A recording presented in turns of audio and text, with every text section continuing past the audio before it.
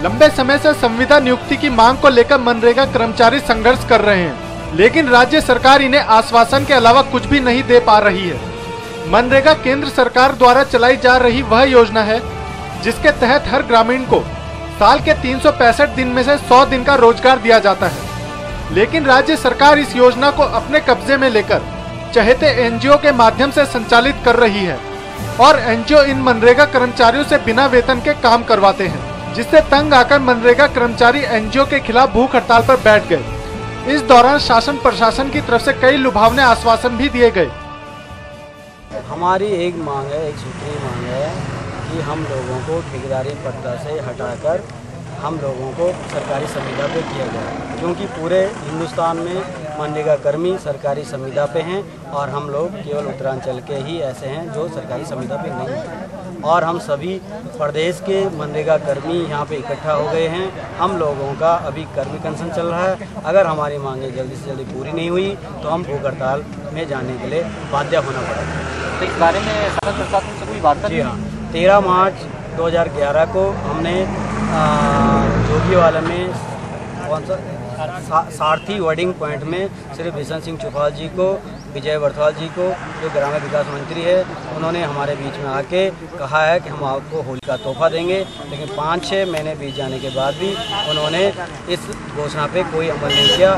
इसीलिए हम लोग एकत्रित हो चुके हैं और आर पार की लड़ाई लड़ने के लिए यहाँ पे एकत्रित हो गए। उसके बाद आज राज्य सरकार बेरोजगारों को रोजगार देने का लाख दावा कर रही हो, लेकिन महीनों गुजर जाने के बाद की यह तस्वीर इस बात को साफ बयां करती है कि राज्य सरकार के दावे कितने खोखले हैं।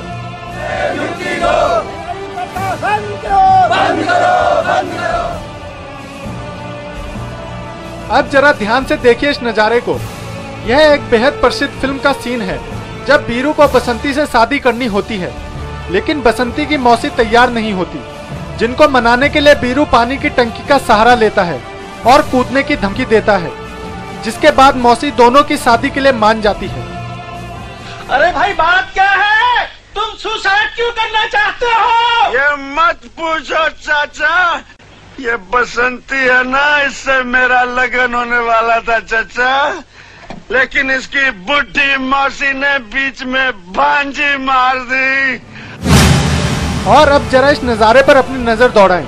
ये कर्मचारी किसी बसंती को पाने की चाह में टावर पर नहीं चढ़े हैं, इनका कारण कुछ और है और इन्होंने शासन प्रशासन से अपनी मांगों को मनवाने के लिए टावर का सहारा लिया है। कुछ दिन पहले जब ये मनरेगा कर्मचारी अनशन पर बैठे थे, तब भगत दा ने खुद आकर इनका अनशन तुड़वाया था। इतना ही नहीं, भगत दा ने इन लोगों की मांगों पर सचिव से बात करने का भरोसा भी जताया था। सरकार पैसा देती है, उसमें से उनको कमीशन दिया जाता है। मैंने सचिव से कहा है, मंत्री से कहा है, मंत्री जी से कि भाई ये बीच के बिचौलिए बंद होने चाहिए। जैसे किसानों को, मजदूरों को सीधे पैसा दे रहे हैं, ऐसे इनको सीधे पैसे देने की योजना बननी चाहिए और कोशिश करनी चाहिए कि अगर इनको संविदा में हो जाए वो ज़्यादा अच्छा रहेगा। पर कम से कम इनके किसी हालत में करना ही नहीं चाहिए, किसी दूसरे को देना ही नहीं चाहिए। ये बात हमारी हुई है और सचिव साहब ने कल मुझको कहा कि मैं जल्दी इस पर काम करूँगा। आज मंत्री जी ने भी कहा और मेरा भी पूरा विश्वास है कि इन सब युवाओं का पैसा। तो सुना आपने भगत दा ने क्या कहा था, लेकिन आश्वासन को कई दिन बीत जाने के बाद भी प्रशासन और राज्य सरकार को इन मनरेगा कर्मचारियों का कोई ख्याल नहीं आया और गुरुवार को तड़के सुबह 3 मनरेगा कर्मचारी विधानसभा के पास लगे बीएसएनएल के टावर पर चढ़ गए। दून के एसपी सिटी खुद पूरी स्थिति पर नजर रखे हुए हैं और टावर की सुरक्षा पर उठे सवालिया निशान की भी जांच कराने की बात कहते हैं। तो इनकी अपनी मांगों को लेकर इनका ये चल रहा था, धरना भी चल रहा था। और ये उस दिन इनकी जो माननीय मंत्री जी हैं जो विभाग के यहाँ, तो देख रहे हैं उनसे भी इनकी वार्ता हुई है और भी कई जगह इनकी शासन स्तर पर वार्ता हुई है और वार्ताओं का दौर चल रहा था। इसी बीच में इनमें कुछ और उत्तेजना टाइप की आ गई और ये जो है ऊपर चढ़ गए हैं और अपनी मांगों को लेकर के चढ़े हैं। तो इनसे वार्ता की जा रही है और अभी सिटी मजिस्ट्रेट साहब हम लोग प्रयासरत हैं, इन्हें समझा बुझा के इन्हें नीचे उतारा जाएगा। ये एक गोडाउन है बीएसएनएल का, फिर यहाँ क्या सिक्योरिटी नहीं थी कि आदमी घुस के ऊपर चढ़ गया बिल्कुल यहाँ पे? अभी इसे देखना है कि ये कैसे चढ़े हैं, क्या है ये तो जांच का विषय है, इसका देखा जाएगा। इनमें किसी ड्यूटी है थी, किसी कानूनी पक्ष क्या बोलता है इसके? अब इसमें इनसे वार्ता कर लें, बात कर लें, मजिस्ट्रेट साहब आ जाएँ, उसके बाद देखेंगे क्या इनका क्या हो सकता है।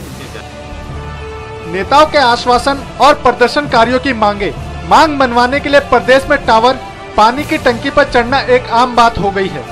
आयुर्वेद, शिक्षामित्र और अब मनरेगा कर्मचारी, तीनों ने इन्हीं का सहारा लिया, जिसके नतीजे सबके सामने हैं। तस्वीर साफ है कि फिल्मों से शुरू हुई यह कहानी कितनों को टावर, पानी की टंकी पर चढ़ाएगी कोई नहीं जानता। टीवी 24 उत्तराखंड के लिए कैमरामैन अमित चौहान के साथ अजय दास की रिपोर्ट।